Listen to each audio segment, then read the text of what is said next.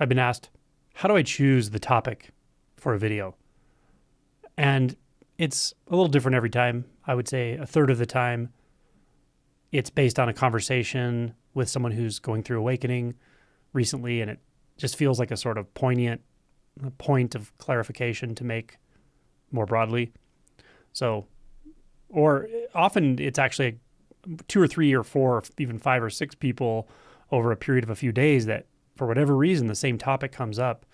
People who are totally unrelated to one another and not living anywhere in the same, even on the same continent, and yet somehow the same topic just seems to come up. So that's probably a third of the time. I would say a third of the time, the topic just comes to me. It just sort of, I don't know, pops into my head or something before I make the video. So maybe 5 minutes before, or as I sit down to make the video, I just know what I'm going to talk about. It's like a certain topic just seems like the right one, I guess. And that's about it. It's more of a feeling actually than a sort of thought about a topic, but I just know what it is and I start to talk about that immediately. And then about a third of the time, I just turn on the camera and see what comes. And sometimes I wait a few minutes until something just feels like the right thing to open my mouth about. And other times it comes pretty quickly. But sometimes there's just nothing to say. Truly, I know there's nothing I need to communicate to anyone. There's nothing I could communicate to anyone about truth, not in words, not directly. So there's always a knowing here that there's not a damn thing I can really say about this. Maybe that's why I didn't talk about it for so many years, kind of at all, to anyone, because there's just nothing to say about it. And I often think it would be very easy to just stop doing this. Maybe this will be my last video. Who knows? You never know. And just go on about something else in life. It would be very easy to do that, but I don't have a way of controlling that. So, it's funny because there's so little to say and it's impossible to really talk with absolute precision.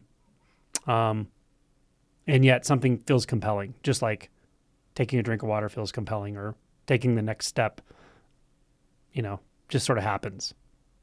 Even to say it's compelling is a little bit off, because it's just really just happening. So really the topic here is that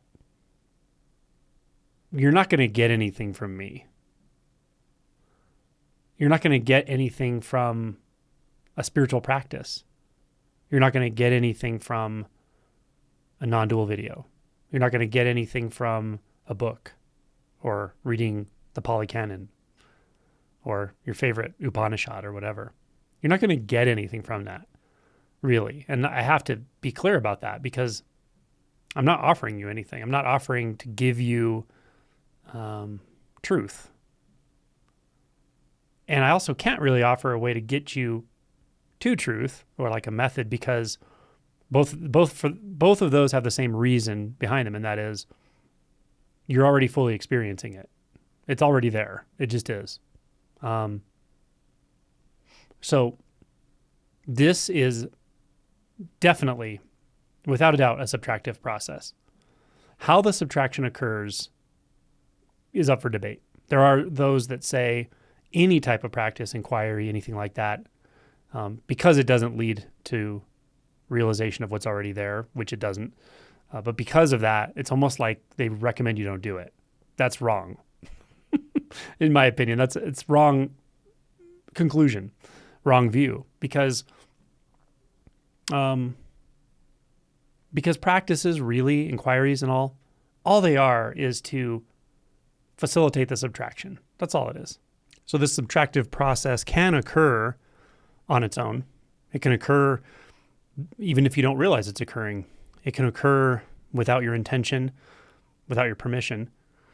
But often, probably most often, it occurs with your attention, with your permission to some degree or to various degrees, and with some practice, with some inquiry, with some intention behind it. Now, these practices, these inquiries, as I said, all they can really do is facilitate the subtraction, but there's no reason to believe that they don't. In fact, I've seen no evidence to the contrary, really, that practices, if done right, inquiry, if done right, probably facilitate this process, probably do sort of help it along. But they have to be done right and with the right intention and so forth. So yeah, this is a subtractive process. So what is it that gets subtracted? What it is that gets subtracted essentially is just distraction. It's really just distraction of the mind grabbing attention, pulling it into an internal world, and within that world, keeping it sort of, bouncing from here to there, from this problem to that problem, this solution to that solution, this narrative to that narrative, this past event to that past event, and into the projected future, just like a ping pong ball. Once attention is bound up in consciousness and consciousness is functioning rather dualistically, there's identification solidly intact there, then attention's already been grabbed. Attention's already sort of fixed in that space for the most part. And it just sort of bounces around and continues to re-identify. So even though we could have moments of presence, and of course everybody does, and in one sense, presence is always here. It's always the case. It can't not be the case. Attention, specifically what feels like me, what feels like the I sense, it becomes more and more enticing. It becomes very enticing such that we just take all reference from it as far as what's real, what's happening, who I am, where I'm going, where I came from. That's what's happening. And we can undo that. We can use this subtractive process or undergo or succumb to this subtractive process such that all of those beliefs that are very ground into our thought behavior patterns, and I mean thought behavior, the behavior of thought, and our interaction with thought, those feel rather like glue, like they're just rather binding. When that becomes uncomfortable, and for many people it does at a relatively young age, some people seem to overlook it for a while, but I would say it's uncomfortable to some degree for almost everyone. When that becomes uncomfortable, often we try to solve the problem with more of the problem. We try to solve the problem with more thought, with more concept, with more identity building. And a lot of self-help and even spirituality is actually doing that. Not all of it, but a lot of it.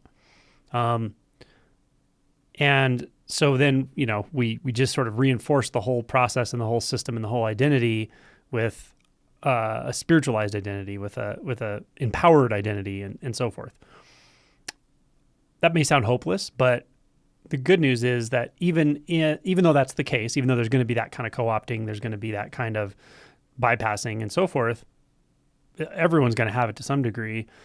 The good news is there are practices within the spiritual communities and within the non-spiritual communities, within the psychological communities, within the circling communities that are actually really potent and will facilitate this process, even if it doesn't seem like you're directly inquiring into the nature of identity.